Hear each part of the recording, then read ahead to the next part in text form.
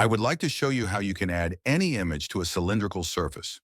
A QR code decal is used for this example.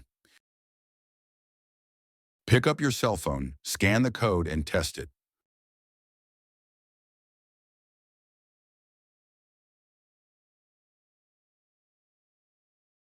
You can add the decal in the individual part. So I open the piston in a new window. First, a datum plane is needed so that a sketch can be placed on it in the next step. The datum plane must be adjustable tangentially and at an angle to a planar surface.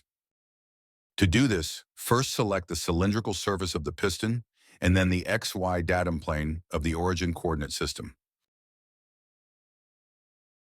If the alignment of the datum plane is not immediately correct, click through the alternative solutions. To define the area for the decal, a sketch is needed. This is placed on the datum plane. Small tip, you can use the radial pop-up menu to add a sketch with a mouse movement. The best sketch profile is a rectangle with the From Center option. Place the rectangle on the x-axis and dimension it. In this example, with a width and height of 50 millimeters.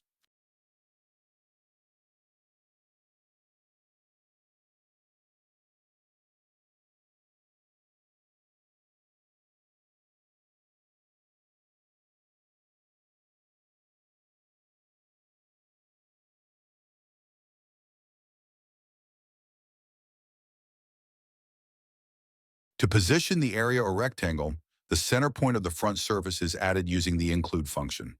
With this reference, the included point and the center point of the rectangle can be dimensioned and thus positioned.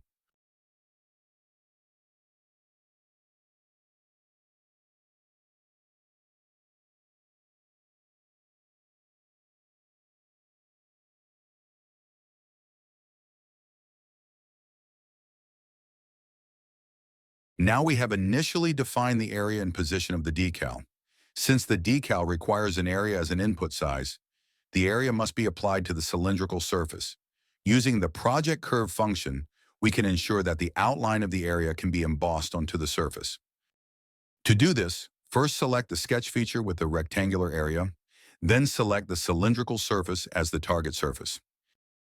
In the next step, you specify the projection direction. Projections of objects onto a plane using the along surface normal or along vector method are exact. To ensure that the size is maintained even when bent, the projection option equal arc length with both x and y must be selected. This allows you to retain the attributes of the input curves that you want to retain. Determine the x-y origin and the x direction of the output plane using the standard point and direction tools.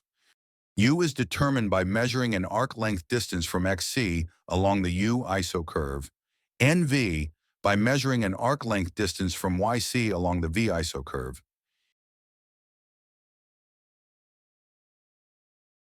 We use the measuring tool to control the arc length of the projected curves.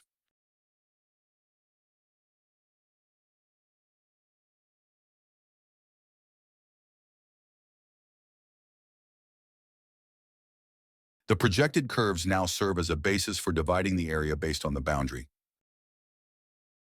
Use the divide face function. Select the cylindrical surface, then select the projected curves form feature from the part navigator and confirm with OK. Please note the selection rule when selecting the face. This should be set to single face.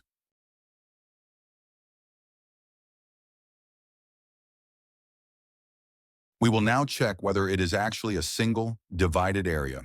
To check this, the filter can be set to face. This can then be selected in the graphics area. Please do not forget to reset the filter after use. Now all preparations are complete.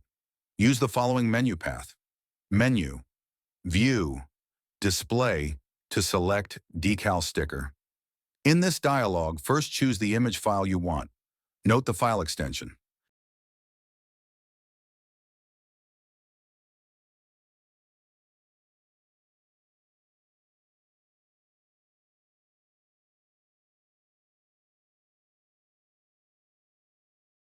Now place the image where the divided areas are specified. The current preview shows the image in its original size, but also with incorrect alignment and orientation. Make sure that the image origin is set to middle center. In the next step, specify the orientation of the image. To do this, first select the origin of the standard point and direction tool. Place this in the middle of the area. Using the point dialog with the Between Two Points option, select the diagonal endpoints.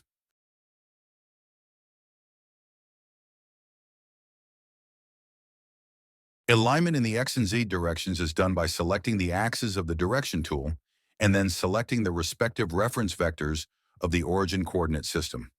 Check the size of the image and change it to the size of the defined area.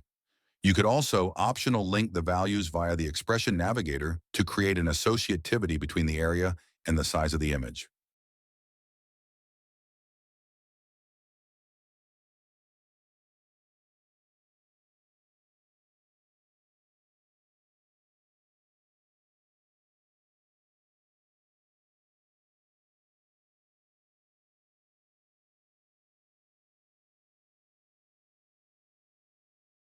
Check the visibility of the sticker.